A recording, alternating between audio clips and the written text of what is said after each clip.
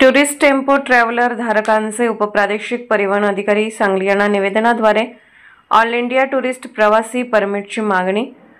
Tourist tempo traveller owners association Sangli यांचे उपप्रादेशिक परिवहन सांगलीचे अधिकारी प्रसाद सत्यभामा नानासाहेब गाजरे यांना निवेदन देऊन ऑल इंडिया टुरिस्ट परमिट मिळावे याची मागणी केली आहे। या मागणीमध्ये केंद्रशासित राज्यातील टुरिस्ट परमिट प्रवासी वाहने यांना ऑल इंडिया टुरिस्ट परमिट देऊन 13 ते 22 सीट पर्यंतचा स्थानिक कर 15,000 रुपये व केंद्राचा टुरिस्ट परवाना कर 80,000 रुपये घेत आहेत। त्या टुरिस्ट प्रवासी वाहनांना एसी व पुसबुक सीटचा टॅक्स मिळून त्यांना एकूण वार्षिक कर 95,000 रुपये इतका आहे आणि महाराष्ट्र राज्यातील प्रवासी कर 1,30,000 रुपये आणि केंद्राचा टुरिस्ट परवाना रुपये 80,000 कर आहे। तर एकूण महाराष्ट्र राज्यातील प्रवासी परवाना कर वार्षिक 2,10,000 रुपये इतकाच भरावा लागतो। दरम्यान केंद्रशासित राज्यातील वार्षिक प्रवासी कर परवाना 95,000 रुपये होतो आणि महाराष्ट्र राज्यातील वार्षिक प्रवासी वाहतूक कर परवाना 2,10,000 रुपये इतका भरावा लागतो। ही तफावत इतक्या मोठ्या प्रमाणात असल्याने केंद्रशासित राज्यातील दीव दमण, आसाम, नागालँड, कर्नाटक या राज्यातील टुरिस्ट परमिट वाहने महाराष्ट्र राज्यामध्ये मोठ्या प्रमाणात येऊन टुरिस्ट व्यवसाय करत आहेत। त्यामुळे महाराष्ट्र राज्याने टुरिस्ट प्रवासी वाहतूक करणाऱ्या वाहनांना कॉन्टॅक्ट कॅरेज जिल्हानिहाय लोकल परमिट दिले जाते। त्यांचा वार्षिक टुरिस्ट प्रति प्रवासी कर 7,000 रुपये इतका बसतो। असे मिळून प्रवासी वाहनांचा परवाना कर 1,30,000 रुपये भरावा लागतो। केंद्र शासनाचा वार्षिक प्रवासी कर 80,000 रुपये, एकूण प्रवासी कर महाराष्ट्रात 2,10,000 रुपये भरावा लागतो। म्हणजे इतर राज्यांच्या प्रवासी वाहतूक करामध्ये आणि महाराष्ट्र राज्यातील प्रवासी वाहतूक करामध्ये 1,15,000 रुपये इतका जास्त टुरिस्ट कर परवानगीसाठी वाहनधारकांना भरावा लागतो।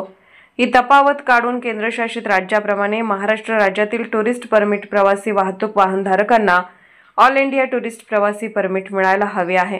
महाराष्ट्र राज्यातील टुरिस्ट प्रवासी कर परवाना परराज्यात जात असल्याचे परिवहन अधिकारी यांच्या निदर्शनास आणून दिले आहे।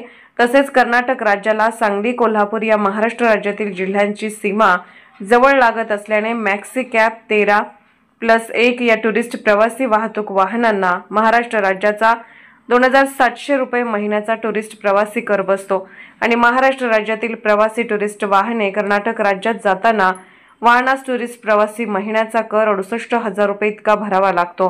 ही तफावतीचा भेदभाव असल्याने महाराष्ट्र राज्याचे परमिट प्रवासी वाहनधारकांना मोठा आर्थिक फटका बसत आहे।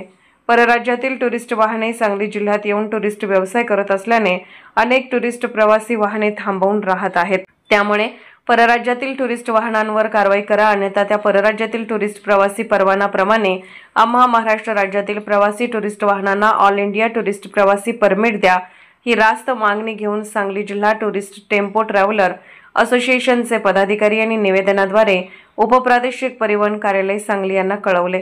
यावेळी उपस्थित महेंद्र चंडाळे, जितेंद्र हेगडे, रामदास कोळी, संतोष पाटील, विकास गोरे, पप्पू पाटील, महावीर कांबळे, सुखदेव कौठगी, प्रमोद सावळगे, विजय गंगथवडे, शिवा कांबळे आदी टेम्पो ट्रॅव्हलर व चालक मालक मोठ्या संख्येने उपस्थित होते।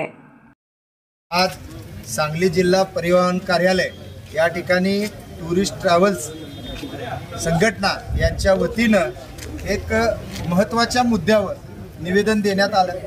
खऱ्या अर्थानं महाराष्ट्र राज्यामध्ये जी वाहनधारक या ठिकाणी वाहन खरेदी करतात आणि राज्य शासनाचे जे काही कर आहेत ते भरतात, परंतु आत्ता एक वास्तविक परिस्थिती अशी समोर आलेली आहे की इतर राज्यामध्ये वाहन खरेदी करायचं, तिथं अगदी अल्प टॅक्स भरायचा आणि ते वाहन भाड्यासाठी या ठिकाणी सांगली जिल्ह्यात वापरायचं। त्याच्यामुळं महाराष्ट्राचं आर्थिक नुकसान होत आहे। हे संघटनेनं या ठिकाणी परिवहनच्या मुख्य अधिकाऱ्यांच्या लक्षात आणून दिलं आणि अधिकारी गाजरे साहेब यांनी सुद्धा हे आवर्जून ह्याच्यावर योग्य तो अहवाल आम्ही राज्य शासनाला त्वरित पाठवू असं या ठिकाणी आश्वासन दिलं।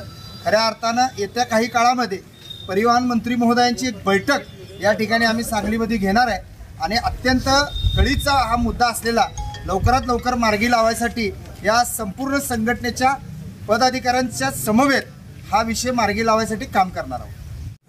Tourist tempo traveller association Sangli यांच्या मार्फत निवेदन नुकतंच प्राप्त झालेलं आहे उपप्रादेशिक कार्यालय सांगली यांना। तर सदर निवेदनातील ज्या काही बाबी कार्यालय स्तरावरती आहेत त्या कार्यालय स्तरावरती हे केल्या जातील आणि ज्या बाबी शासन स्तरावरती आहेत शासनास कळवल्या जातील।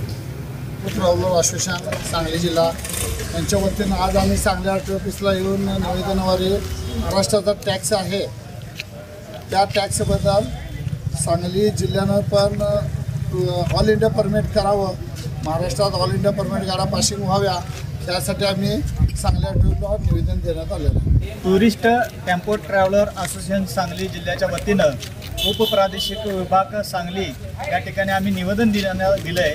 हे निवेदन यासाठी दिलं आहे की जे ऑल इंडिया परमिट गाड्या ज्या इतर राज्यात आहेत त्या इतर राज्यामध्ये कर जो आहे प्रवासी कर तो कर आहे तो नॉमिनल आहे आणि तो गाड्या वाहनधारकांना परवडण्यासारखा आहे आणि महाराष्ट्रामध्ये जो कर आहे तो वाहनधारकांना न परवडण्यासारखा आहे।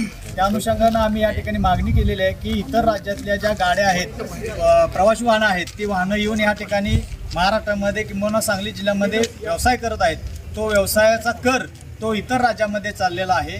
त्या अनुषंगानं आम्ही या उपप्रादेशिक विभागाच्या अधिकाऱ्यांना आम्ही आमच्या निवेदनाद्वारे सूचित करण्यात आलं आहे की आपला जो टुरिस्ट टॅक्स आहे तो इतर राज्यामध्ये चाललेला आहे, त्या इतर राज्याप्रमाणे आम्हाला या ठिकाणी आम्हाला वाहनधारकांना टुरिस्ट वाहन घेण्याची परवानगी देण्यात यावी असं आम्ही त्या ठिकाणी ऑल इंडिया टुरिस्ट वाहन परमिट मिळावं या असं निवेदनामध्ये आम्ही नमूद केलेलं आहे आणि ते निवेदन आम्ही त्यांना दिलेलं आहे आणि त्या पद्धतीनं वरिष्ठ अधिकाऱ्यांना आम्ही तसं कळवतो असं ते आम्हाला ग्वाही दिलेली आहे।